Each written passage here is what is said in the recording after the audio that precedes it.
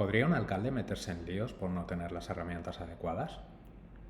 Vamos a intentar responder a esta pregunta echando un vistazo a un artículo que apareció en prensa hace unos días. En él nos describe, desde el Departamento de Intervención de un ayuntamiento, emiten un informe en el que se avisa que los expedientes se están tramitando de forma confusa, dado que hay un informe del área responsable que quiere hacer una licitación y luego está otro informe, digamos, que consigna si ese trabajo o si esa licitación que se quiere hacer se ha fiscalizado y por lo tanto tiene su partida correspondiente asignada a los presupuestos. Esto se hace así para evitar que se ejecute un trabajo que no esté contemplado en el presupuesto.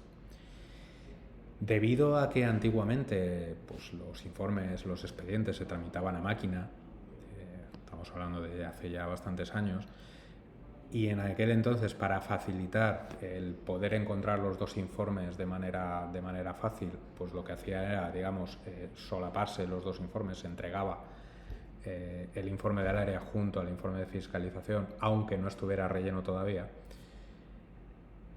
Pues debido a esa costumbre que se ha ido arrastrando, pues se está dando la circunstancia de que muchas veces se entrega el informe del área, como lleva junto a la parte de la fiscalización que vendría detrás, de la autorización, digamos, de la fiscalización, como viene adjunto detrás porque viene pegado, hay muchas veces que la licitadora piensa que ya está el trámite cumplido, pero luego resulta que no, luego resulta que tienen que revisarlo nuevamente porque no se ha constatado todavía si hay partida presupuestaria para hacerlo.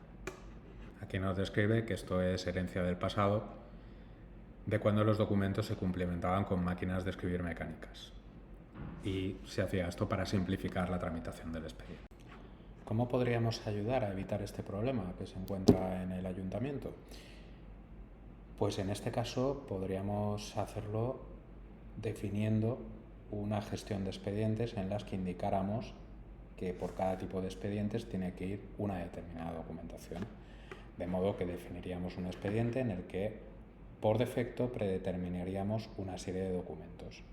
A la hora de crear el expediente nos crearía el hueco para aquellos documentos que el administrativo o la persona responsable va a tener que rellenar. Y además los podemos asignar a un ciclo de trabajo en el que nos digan cada momento en qué momento del ciclo de trabajo se encuentra ese expediente. De modo que reduciríamos los errores, porque aquí podríamos meter el informe del área o los pliegos administrativos o técnicos que fueran necesarios y la autorización presupuestaria, por otro lado, que se generaría de manera automática. Además, podemos evitar que se produzcan errores humanos.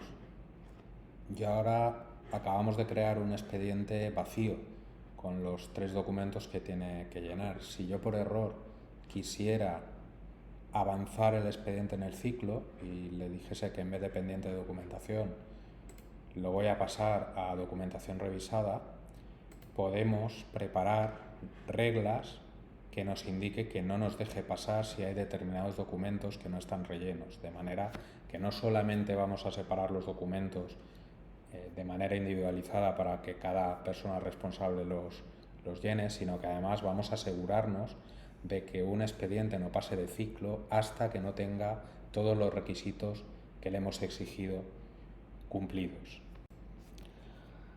Además, podemos no solo facilitar que nos suban la documentación que deban aportar, sino que incluso podemos generar desde la propia herramienta la documentación que sea necesaria. Si en este caso estamos hablando de una autorización que pueda ser un documento tipo que ellos tengan estándar, podríamos incluso llegar a facilitar que se genere de manera automática con los datos del expediente en cuestión o de la licitación en cuestión. De manera que se nos va a crear el documento, lo cual también pues dará pie a que haya menos errores. En este caso es un sencillo documento que hemos puesto como ejemplo en el cual se rellenan los datos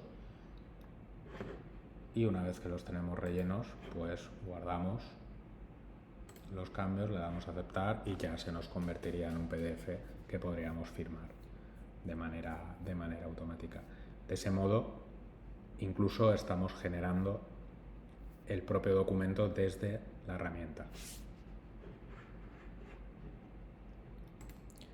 Aquí vemos que ya tenemos el documento generado como PDF, e incluso podríamos llegar a firmar el documento por el responsable del área que tenga que tenerlo firmado.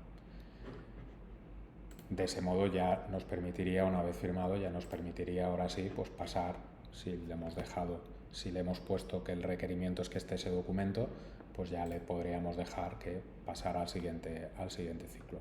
De ese modo podemos evitar errores y podemos facilitar la comunicación entre las distintas áreas, que en este caso sería del ayuntamiento, que tienen que intervenir en la tramitación de una licitación. Espero que os haya servido de ayuda y espero que bueno, cualquier duda, cualquier comentario, si se os ocurre alguna otra cuestión que queráis plantear, cómo podemos resolver, escribirme en los comentarios o poneros en contacto con nosotros. Muchas gracias. Hasta ahora.